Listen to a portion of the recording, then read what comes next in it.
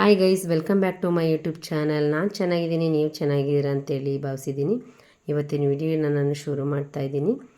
ನೋಡ್ತಾ ಇದ್ದೀರಲ್ವ ಎಷ್ಟು ಚೆನ್ನಾಗಿ ಕಾಣಿಸ್ತಾ ಇದೆ. ಒಳ್ಳೆ ಸೀನರಿ ಟೈಪ್ ಕಾಣಿಸ್ತಾ ಇದೆ. ತುಂಬ ಚೆನ್ನಾಗಿ ಕಾಣಿಸ್ತಾ ಇತ್ತು ಅಂತೇಳಿ ನಾನು ವಿಡಿಯೋ ಮಾಡಿಕೊಂಡೆ. ಬೆಳಗ್ಗೆ ಈ ಟೈಮಿಂಗ್ಸ್ ಏನಪ್ಪ ಅಂದರೆ ಒಂದು 7:30 ಟೈಮ್ ಅನಿಸುತ್ತೆ. ಆದರೂ ಕೂಡ ಈ ರೀತಿಯೇ ಇತ್ತು. ಆದರೆ ಈ ಥರ ಒಂದು 15 ಡೇಸ್ ಬ್ಯಾಕೆಲ್ಲ ಈ ರೀತಿಯೇ ಅನ್ನಿಸ್ತಾ ಇತ್ತು ಡೈಲಿ. ಆದರೆ ಇವಾಗ ಸ್ವಲ್ಪ ಚೇಂಜ್ ಆಗಿತ್ತು ವೆದರ್. ಆದರೆ ಈಗ 2 ಡೇಸ್ ಹಿಂದೆ ಈ ರೀತಿ ಇತ್ತು. ಇದು 2 ಡೇಸ್ ಹಿಂದಿನ ವಿಡಿಯೋ. ನಾನು ಸ್ವಲ್ಪ ಚೆನ್ನಾಗಿತ್ತಲ್ಲ ಅಂಥೇಳಿ ಮಾಡ್ಕೊಂಡಿದ್ದೆ. ಊಟಿಲಿ ಅಥವಾ ಕೂರ್ಗ್ ಸೈಡ್ ಕಾಣಿಸೋ ಥರ ಕಾಣಿಸ್ತಾಯಿತ್ತು. ಮರ ಗಿಡಗಳೆಲ್ಲ ತುಂಬ ಚೆನ್ನಾಗಿ ಕಾಣಿಸ್ತಾಯಿದ್ವು. ಆ ವೆದರ್ಗೆ ಮತ್ತು ಹಕ್ಕಿ ಸೌಂಡೆಲ್ಲ ತುಂಬ ಚೆನ್ನಾಗಿತ್ತು. ಕೇಳೋಕ್ಕೆ ಒಂಥರ ಹಿತ ಅನ್ನಿಸ್ತಾ ಇತ್ತು. ಮನೆ ಮುಂದೆ ಗಿಡದಲ್ಲೂ ಅಷ್ಟೇ ತುಂಬ ಹೂವು ತುಂಬಾ ಇತ್ತು. ಅದು ನೋಡೋಕ್ಕೆ ಸುಂದರವಾಗಿತ್ತಲ್ಲ ಅಂಥೇಳಿ ಅದನ್ನು ಹಾಗೆ ವಿಡಿಯೋ ಮಾಡಿಕೊಂಡೆ ನಾನು. ಇವಾಗಂತೂ ಚಳಿಗಾಲ ಹೋದ ತಕ್ಷಣ ಎಲ್ಲ ಗಿಡಗಳಲ್ಲಿ ತುಂಬಾ ಹೂವು ಬಿಟ್ಟಿದೆ. ಈ ಗಿಡದಲ್ಲೂ ಅಷ್ಟೊಂದು ಹೂವು ಬಿಟ್ಟಿತ್ತಲ್ಲ ಅಂತ ವಿಡಿಯೋ ಮಾಡ್ಕೊಂಡಿದ್ದೆ. ಮತ್ತು ಮನೆ ಮುಂದೆ ಮನಿ ಪ್ಲ್ಯಾಂಟ್ ಗಿಡನೂ ಕೂಡ ಇದೆ. ಆ ಗಿಡದಲ್ಲೂ ಅಷ್ಟೇ ಬಳ್ಳಿಗಳೆಲ್ಲ ತುಂಬ ಚೆನ್ನಾಗಿ ಬಂದಿದ್ವು. ಮತ್ತು ಆ ಇವಾಗೆ ಮತ್ತು ಆ ಬಳ್ಳಿಗಳು ಈ ಥರ ಕೆಳಗಡೆ ಬಂದಿರೋದಕ್ಕಂತೂ ತುಂಬಾ ಚೆನ್ನಾಗಿ ಅನ್ನಿಸ್ತೈತೆ ವಿಡಿಯೋ ಮಾಡ್ತಾಯಿದ್ರೆ. ಅದಕ್ಕೆ ನಾನು ಅದನ್ನು ಸ್ವಲ್ಪ ವಿಡಿಯೋ ಮಾಡ್ಕೊಂಡಿದ್ದೆ. ಇದು 2ನೇ ಮನಿ ಪ್ಲ್ಯಾಂಟು. ಒಂದು ಮನಿ ಪ್ಲ್ಯಾಂಟ್ ಇದೇ ಥರ ದೊಡ್ಡದಾಗಿ ಬೆಳೆದು ಅದೆಲ್ಲ ಫುಲ್ ಒಣಗೋದ ನಂತರ ನಾವು ಇನ್ನೊಂದು ಬೆಳೆಸಿದ್ದು. ತುಂಬ ಚೆನ್ನಾಗಿ ಕಾಣಿಸ್ತೈತೆ ನೋಡಿ, ಎಷ್ಟು ಚೆನ್ನಾಗಿ ಕಾಣಿಸ್ತಿದೆ. ಅದನ್ನು ಹಾಗೆ ವಿಡಿಯೋ ಮಾಡ್ಕೊಂಡಿದ್ದೀನಿ. ಇದಾದ ನಂತರ ನಾನು ಖಾಲಿ ಹೊಟ್ಟೆಗೆ ಕಷಾಯನೋ ಅಥವಾ ಜ್ಯೂಸೋ ಕುಡಿಯೋಣ ಅಂಥೇಳಿ ನಾನಿವಾಗ ಸೋರೆಕಾಯಿ ಇತ್ತು ಮನೆಯಲ್ಲೇ, ಸೋರೆಕಾಯಿ ಜ್ಯೂಸನ್ನೇ ಮಾಡ್ಕೊಳ್ಳೋಣ. ಒಂದು ದೊಡ್ಡ ಫುಲ್ ಇತ್ತು, ಸ್ವಲ್ಪ ಜ್ಯೂಸ್ ಮಾಡಿಕೊಂಡು ಸ್ವಲ್ಪ ನೆಕ್ಸ್ಟು ಅದರಲ್ಲೊಂದು ರೆಸಿಪಿ ಮಾಡಿದ್ದೀನಿ. ಈ ಸಮ್ಮರ್ಗೆ ಯೂಸ್ ಆಗುವಂಥದ್ದು, ಸ್ಕಿಪ್ ಮಾಡಿದೆ ನೋಡಿ. ಈ ರೀತಿಯಾಗಿ ನೋಡಿ ನಾನು ಸೋರೆಕಾಯಿನೆಲ್ಲ ಕಟ್ ಮಾಡಿ ಇಟ್ಕೊಂಡಿದ್ದೀನಿ. ಮೇಲ್ಗಡೆ ಸಿಪ್ಪೆನೂ ಕೂಡ ತೆಗ್ದಿಲ್ಲ. ಒಬ್ಬೊಬ್ಬರು ಸಿಪ್ಪೆ ಕೂಡ ತೆಗಿತಾರೆ, ನಾನು ತೆಗ್ದಿಲ್ಲ. ತಿರುಳು ಅಷ್ಟೇ ತೆಗ್ದಿದ್ದೀನಿ. ತೆಗ್ದು ಈ ಥರ ಕಟ್ ಮಾಡಿಕೊಂಡು ಮಿಕ್ಸಿ ಜಾರ್ಗೆ ಹಾಕ್ಕೊಂಡು ಫಸ್ಟ್ ನಾನು ಸ್ವಲ್ಪ ನೀರು ಹಾಕ್ಕೊಂಡು ಮಿಕ್ಸಿ ಮಾಡಿಕೊಂಡೆ. ಆಮೇಲೆ ಪೆಪ್ಪರ್ ಪೌಡ್ರ್ ಮತ್ತು ಸ್ವಲ್ಪ ಉಪ್ಪು ಹಾಕ್ಕೋತಾ ಇದ್ದೀನಿ. ಹಾಕ್ಕೊಂಡಾದ್ಮೇಲೆ ಸ್ವಲ್ಪ ನೀರು ಹಾಕ್ಕೊಂಡು ಇನ್ನೊಂದು 2 ರೌಂಡ್ ಮಿಕ್ಸಿ ಮಾಡಿ ತುಂಬಾ ಚೆನ್ನಾಗಾಗುತ್ತೆ. ಇವಾಗ ನೋಡಿ ನಾನಿಲ್ಲಿ ಫಿಲ್ಟ್ರ್ ಮಾಡ್ಕೋತಾ ಇದ್ದೀನಿ. ಒಬ್ಬೊಬ್ರು ಹೇಳ್ತಾರೆ ಸೋರೆಕಾಯಿ ಜ್ಯೂಸ್ ಅಷ್ಟೇನು ಚೆನ್ನಾಗಿರಲ್ಲ, ನಂಗೆ ಇಷ್ಟ ಆಗಲ್ಲ ಅಂತ. ನನಗೆಲ್ಲ ಇಷ್ಟ ಅನ್ನಿಸ್ತು. ಬೇಕಿದ್ರೆ ಈ ಥರ ಮಾಡಿ ನೋಡಿ. ಒಬ್ಬೊಬ್ರು ಇದಕ್ಕೆ ಬೆಲ್ಲ ಹಾಕ್ಕೊಂಡು ಅಥವಾ ಸಕ್ಕರೆನೋ ಯೂಸ್ ಮಾಡಿದ್ರೂ ಚೆನ್ನಾಗಿರುತ್ತೇನೋ. ನಾನಂತೂ ಸಕ್ಕರೆ ಬೆಲ್ಲ ಯೂಸ್ ಮಾಡಿಲ್ಲ, ಯಾವಾಗಲೂ ಈ ರೀತಿಯೇ ನಾನು ಮಾಡ್ಕೊಳ್ಳೋದು ನೋಡಿ. ಇವಾಗ ನಾನು ಗ್ಲಾಸ್ಗೆ ಹಾಕಿಟ್ಟಿದ್ದೀನಿ. ನಾನು ಇದನ್ನು ಬೆಳಗ್ಗೆ ಖಾಲಿ ಹೊಟ್ಟೆಗೆ ಕುಡಿದೆ. ತುಂಬಾ ಒಳ್ಳೆಯದು ಸೋರೆಕಾಯಿ ಜ್ಯೂಸು. ವೆಯ್ಟ್ ಲಾಸ್ ಅವ್ರಿಗೆ, ಡಯಾಬಿಟಿಸ್ ಅವ್ರಿಗೆ, BP ಅವರಿಗೆ ಎಲ್ಲರಿಗೂ ಕೂಡ ಒಳ್ಳೆಯದು. ಮತ್ತು ಚಿಕ್ಕವರಿಂದ ದೊಡ್ಡವ್ರಿಗೂ ಕೂಡ ಇದು ಒಳ್ಳೆ ಆರೋಗ್ಯಕರ ಜ್ಯೂಸ್ ಅಂತ ಹೇಳ್ಬೋದು. ಸೋರೆಕಾಯಿ ಜ್ಯೂಸ್ ಕುಡ್ದಾದ್ಮೇಲೆ ತಿಂಡಿಗೆ ರೆಡಿ ಮಾಡ್ಕೊಳ್ಳೋಣ ಅಂಥೇಳಿ ಮಾಡ್ಕೋತಾ ಇದ್ದೀನಿ. ತಿಂಡಿಗೆ ನಾನಿಲ್ಲಿ ಸೊಪ್ಪುಗಳೆಲ್ಲ ಕಟ್ ಮಾಡಿಕೊಂಡು ಕಟ್ಟರಲ್ಲಿ ಕ್ಯಾರೆಟ್ ಸ್ವಲ್ಪ ಹಾಕ್ಕೊಂಡಿದ್ದೀನಿ, ಈರುಳ್ಳಿ ಎಲ್ಲ ಹಾಕ್ಕೊಂಡು ರೊಟ್ಟಿ ಮಾಡ್ಕೊಳ್ಳೋಣ ಅಂಥೇಳಿ ಮಾಡ್ಕೊಂಡಿದ್ದೀನಿ. ಚಟ್ನಿನೂ ಕೂಡ ಕಡಲೆಕಾಯಿ ಬೀಜ ಎಲ್ಲ ಹಾಕಿ ಚಟ್ನಿ ಮಾಡ್ಕೊಂಡಿದ್ದೆ, ತುಂಬಾ ಚೆನ್ನಾಗಿತ್ತು. ಜೊತೆಗೆ ಮೊಸರನ್ನು ಕೂಡ ಇಟ್ಕೊಂಡಿದ್ದೀನಿ. ಈ ರೀತಿಯಾಗಿ ಬ್ರೇಕ್ಫಾಸ್ಟ್ ನಾನು ಮುಗಿಸ್ದೆ. ಅದಾದ ನಂತರ ನನ್ನ ಮಗಳು ಫೇರ್ವೆಲ್ ಇತ್ತು ಸ್ಕೂಲಲ್ಲಿ. ಫೇರ್ವೆಲ್ಗೆ ರೆಡಿಯಾಗಿದ್ಲು, ಸಿಂಪಲ್ಲಾಗಿ ರೆಡಿಯಾಗಿದ್ಲು. ಹೆಚ್ಚು ಮೇಕಪ್ ಎಲ್ಲ ಮಾಡ್ಕೊಳ್ಳೋದು, ರೆಡಿ ಆಗೋದಿಲ್ಲ ತುಂಬ ಇಷ್ಟ ಇಲ್ಲ ಅವಳಿಗೆ. ಸಿಂಪಲ್ಲಾಗಿ ಹೇರ್ ಸ್ಟೈಲು ಕೂಡ ತುಂಬ ಸಿಂಪಲ್ಲಾಗೇ ಇತ್ತು. ಮತ್ತು ಅವಳು ರೆಡಿಯಾಗೋದು ಕೂಡ ಸಿಂಪಲ್ಲೇ, ಜಸ್ಟ್ ಸ್ಯಾರಿ ಹಾಕ್ಕೊಂಡು ರೆಡಿಯಾಗಿ ಹೋಗಿ ಬಂದಮೇಲೆ ಸ್ಕೂಲಲ್ಲಿ ಟೀಚರ್ಸು ಗಿಫ್ಟ್ ಕೊಟ್ಟಿದ್ರಂತೆ ಎಲ್ಲ ಮಕ್ಳಿಗೂ ಕೂಡ.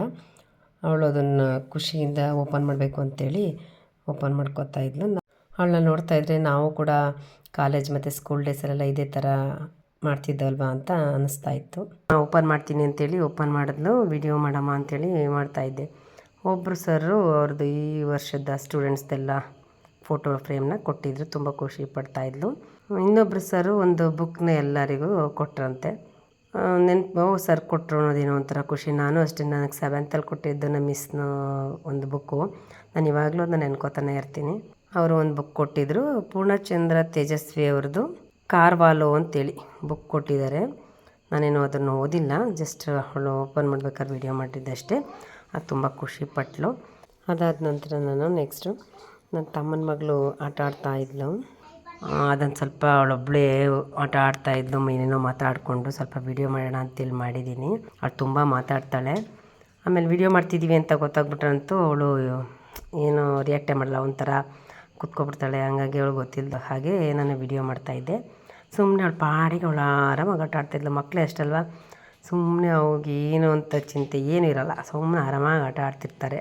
ಅವಳಿಗೆ ಹೆಂಗೆ ಮನಸ್ಸು ಬರ್ತಾ ಇರುತ್ತೋ ಆ ರೀತಿ ಮಾತಾಡ್ಕೊಂಡು ಇದು ಮಾಡ್ತಿರ್ತಾಳೆ. ಒಂದು ವಸ್ತು ಸಿಕ್ಬಿಟ್ರೆ ಸಾಕು ಅದ್ರ ಜೊತೆ ಆಟ ಆಡ್ತಾ ಇದ್ಬಿಡ್ತಾಳೆ. ತುಂಬ ಸೈಲೆಂಟು ಕೂಡ. ಆಮೇಲೆ ನೀರು ಬೇರೆ ಏನೋ ಚೆಲ್ಬಿಟ್ಟಿದ್ಲು. ಅವ್ರ ಅಮ್ಮ ಬಂದರೆ ಬೈತಾಳೆ ಅಂತೇಳ್ಬಿಟ್ಟು ಅವಳೇ ಮಾಪ್ ತೊಗೊಬಂದು ಒರೆಸ್ತಾ ಇದ್ದಾಳೆ. ನೋಡ್ತಾ ಇದ್ದೀರಲ್ವ, ಒಂದು ಸ್ವಲ್ಪ ಇವಳ್ದು ಅಲ್ಲಿ ಕೆಲಸ ಅಲ್ಲೇ ಮಾಡಬೇಕು ಅನ್ನೋದು ಇದೆ ಅವಳ ಹತ್ರ. ನೋಡ್ತಿರ್ತೀವಿ ಅವಳು ಆ್ಯಕ್ಟಿವಿಟಿ ನೋಡಿದಾಗ ಹಂಗೆ ಅನ್ನಿಸ್ತಾ ಇರುತ್ತೆ. ಬಲೂನ್ಗೆ ನೀರು ತುಂಬಿಕೊಂಡಿದ್ಲು, ಅದು ಚೆಲ್ಬಿಟ್ಟು ನೀರು ಚೆಲ್ಲೋಗಿತ್ತು ಅಂತೇಳಿ ಅವಳೇ ಒರೆಸ್ತಾ ಇದ್ದಾಳೆ. ನೋಡ್ತಾ ಇದ್ದೀರಲ್ವ. ಅದಾದ ನಂತರ ನಾನು ಅಕ್ಕಿ ಹಸಿಟ್ಟು ಕೂಡ ಖಾಲಿಯಾಗಿತ್ತು ಮನೆ ಒಳಗಡೆ. ಅಕ್ಕಿನ ತೊಳೆದು ಒಣಗಿಸೋಣ ಅಂಥೇಳಿ ಒಣಗಿಸ್ತಾ ಇದ್ವಿ. ನೆರಳಲ್ಲೇ ಒಣಗಿಸ್ಬಿಟ್ಟು ಪೌಡ್ರ್ ಮಾಡಿ ನೋಡಿ ಬೇಕಾದ್ರೆ ತುಂಬಾ ಚೆನ್ನಾಗಿರುತ್ತೆ. ಮನೆ ಒಳಗಡೆ ಒಣಗಿಸಿರೋವಂಥದ್ದು. ಈ ಬಿಸಿಲಲ್ಲಂತೂ ಒಂದು ಡೇ ಒಳಗಡೆ ಇದ್ರೇ ಸಾಕು, ಚೆನ್ನಾಗೆಲ್ಲ ಒಣಗಿಬಿಡುತ್ತೆ. ಹಂಗಾಗಿ ನಾನು ಒಳಗಡೆ ಒಣಗಿಸಿದ್ದೆ. ಬೇಕಾದ್ರೆ ನೀವು ಅಬ್ಸರ್ವ್ ಮಾಡಿ ನೋಡಿ, ಹೊರಗಡೆ ಬಿಸಿಲಲ್ಲಿ ಹಾಕಿ ಒಣಗಿಸೋದಕ್ಕೂ ಇದಕ್ಕೂ ತುಂಬ ಡಿಫ್ರೆನ್ಸ್ ಇದೆ. ಎಲ್ಲರ ಮನೆ ಹೆಣ್ಮಕ್ಳಿಗೂ ಅಷ್ಟೇ ಕೆಲಸ ಇಲ್ಲ ಅನ್ನೋ ಥರ ಇರೋದೇ ಇಲ್ಲ. ಒಂದು ಕೆಲಸ ಮುಗೀತು ಅಂದರೆ ಇನ್ನೊಂದು ಕೆಲಸ ರೆಡಿಯಾಗಿದ್ದೇ ಇರುತ್ತೆ. ಅದಾದ ನಂತರ ನಾನಿಲ್ಲಿ ಸಾಂಬಾರು ಮಾಡ್ಕೊಳ್ಳೋಣ ಮಧ್ಯಾಹ್ನಕ್ಕೆ ಅಂತೇಳಿ ಮಾಡ್ಕೊತಾಯಿದ್ದೀನಿ. ಸೋರೆಕಾಯಿ ಯೂಸ್ ಮಾಡಿ ಸಾಂಬಾರು ಮಾಡ್ತಾಯಿದ್ದೀನಿ ಈಸಿಯಾಗಿ. ಮತ್ತು ಈ ಸಮ್ಮರ್ಗೆ ಪರ್ಫೆಕ್ಟಾಗಿರುವಂಥ ಸಾಂಬಾರು. ನಾನು ಮಸಾಲೆ ರುಬ್ಬಿಟ್ಕೊಂಡಿದ್ದೀನಿ ಆಲ್ರೆಡಿ. ಮತ್ತು ನೆಕ್ಸ್ಟ್ ಒಂದು ಪ್ಯಾನ್ಗೆ ಸಾಸಿವೆ ಜೀರಿಗೆ ಸ್ವಲ್ಪ ಹಾಕಿ ಒಣಮೆಣಸಿನ್ಕಾಯಿ ಕರಿಬೇವಿನ ಸೊಪ್ಪು ರುಬ್ಬಿಟ್ಕೊಂಡಿರುವಂಥ ಮಸಾಲೆ. ಈ ಮಸಾಲೆಗೆ ಏನು ಹೆಚ್ಚು ಹಾಕಿಲ್ಲ ನಾನು. ಒಂದು ಸುಟ್ಟು ಬೆಳ್ಳುಳ್ಳಿ, ಈರುಳ್ಳಿ ಮತ್ತು ಸ್ವಲ್ಪ ಕಾಯಿ, ಸ್ವಲ್ಪ ಜೀರಿಗೆ, ಹಸಿಮೆಣಸಿನ್ಕಾಯಿ ಅಷ್ಟೇ ಹಾಕಿ ರುಬ್ಕೊಂಡು ಇಟ್ಕೊಂಡಿದ್ದೆ. ಅದನ್ನು ಇವಾಗ ಒಗ್ಗರಣೆಗೆ ಹಾಕಿದ್ರೆ ಅದ್ರ ಜೊತೆ ಚೆನ್ನಾಗಿ ಫ್ರೈ ಮಾಡ್ಕೊತಾಯಿದ್ದೀನಿ. ಅದಾದ ನಂತರ ಸೋರೆಕಾಯಿನೂ ಕೂಡ ಹಾಕ್ಕೊತಾಯಿದ್ದೀನಿ. ಅದನ್ನು ಹಾಕಿ ಬೇಯಿಸ್ಕೊಳ್ಳಿ. ಸ್ವಲ್ಪನೇ ನೀರು ಹಾಕ್ಕೊಂಡು ಚೆನ್ನಾಗಿ ಸೋರೆಕಾಯಿ ಬೇಯೋವರೆಗೆ ಬೇಯಿಸ್ಕೊಳ್ಳಿ. ಇದಕ್ಕೆ ಇನ್ನೇನು ಬೇರೆ ಖಾರ ಏನಿಲ್ಲ. ನಾನು ಸ್ವಲ್ಪ ಕಲರ್ ಚೆನ್ನಾಗಿರುತ್ತೆ ಅಂತೇಳಿ ಸ್ವಲ್ಪ ಅರಿಶಿನ ಪುಡಿ ಹಾಕ್ಕೊತಾಯಿದ್ದೀನಿ. ಜೊತೆಗೆ ಸ್ವಲ್ಪ ನಾನು ಉಪ್ಪು ಕೂಡ ಹಾಕ್ಕೊತಾಯಿದ್ದೀನಿ. ಉಪ್ಪು ವಿಡಿಯೋ ಸ್ಕಿಪ್ ಆಗಿದೆ. ನಿಮ್ಗೆ ಎಷ್ಟು ಉಪ್ಪು ರುಚಿಗೆ ಬೇಕೋ ಅಷ್ಟು ಉಪ್ಪು ಹಾಕ್ಕೊಂಡು ಸೋರೆಕಾಯಿ ಬೇಯೋವರೆಗೆ ಚೆನ್ನಾಗಿ ಬೇಯಿಸ್ಕೊಳ್ಳಿ. ಚೆನ್ನಾಗೆಲ್ಲ ಬೇಯಿಸಿದ ಮಸಾಲೆ ಇದನ್ನ ಇಟ್ಕೊಂಡು ನಾಳೆಗೂ ಬೇಕಾದರೆ ನೀವು ಯೂಸ್ ಮಾಡ್ಕೋಬೋದು. ತುಂಬಾ ಚೆನ್ನಾಗಿರುತ್ತೆ. ನಾನಿಲ್ಲಿ ನೋಡಿ ಈಗ ಚೆನ್ನಾಗಿ ಎಲ್ಲ ಸೋರೆಕಾಯಿ ಬೇಯೋವರೆಗೆ ಬೇಯಿಸ್ಕೊಂಡಿದ್ದಾಯಿತು. ಬೇಯಿಸ್ಕೊಂಡಾಗ ಚೆನ್ನಾಗಿ ಆರಬೇಕು. ತಣ್ಣಗಾದಮೇಲೆ ಈ ರೀತಿ ಮೊಸರು ಹಾಕ್ಕೊಳ್ಳಿ. ತುಂಬಾ ಚೆನ್ನಾಗಿರುತ್ತೆ. ಈ ಸಮ್ಮರ್ ಸೀಸನ್ಗಂತೂ ತುಂಬಾ ಪರ್ಫೆಕ್ಟಾಗಿರುವಂಥ ಸಾಂಬಾರು ಅಂತ ಹೇಳ್ಬೋದು. ಇದ್ರ ಜೊತೆ ಮುದ್ದೆ ಎಲ್ಲ ತುಂಬಾ ಚೆನ್ನಾಗಿರುತ್ತೆ.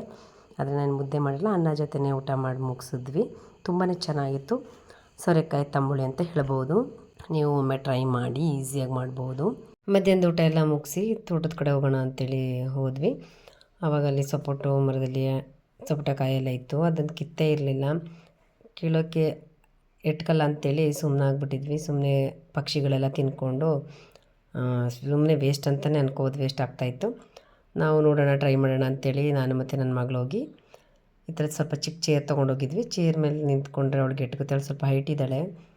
ಅವಳು ಕೀಳ್ತಾ ಇದ್ಲು. ಸ್ವಲ್ಪ ಹಾಗೆ ನಾನು ವೀಡಿಯೋ ಮಾಡ್ಕೊಳ್ಳೋಣ ಅಂಥೇಳಿ ವೀಡಿಯೋ ಮಾಡಿದ್ದೀನಿ. ಈ ರೀತಿ ಅವಳು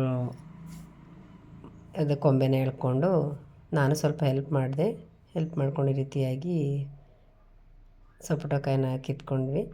ಆಲ್ಮೋಸ್ಟ್ ಅಲ್ಲಿ ಸುಮಾರು ಒಂದು 50 ಮೇಲೇ ಕಿತ್ವಿ ಅನಿಸುತ್ತೆ. ನೋಡಿ ಇಲ್ಲಿ ತೋರಿಸ್ತಾ ಇದ್ದೀನಿ. ಇಷ್ಟೆಲ್ಲ ನಾವೇ ಕಿತ್ತಿದ್ದು.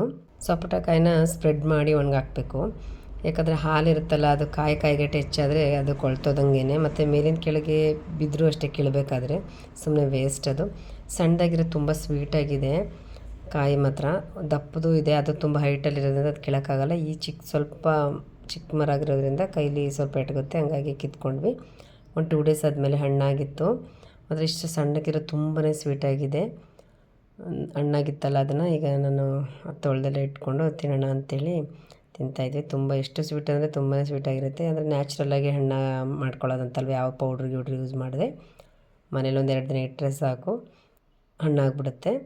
ಹಾಗಾಗಿ ನಾವು ಸಪೋಟ ಹಣ್ಣು ಸಂಜೆ ಅವಳಿಗೆಲ್ಲ ತೊಳೆದುಕೊಟ್ಟು ಎಲ್ಲ ನಾವು ಕೂತ್ಕೊಂಡು ತಿಂದ್ವಿ.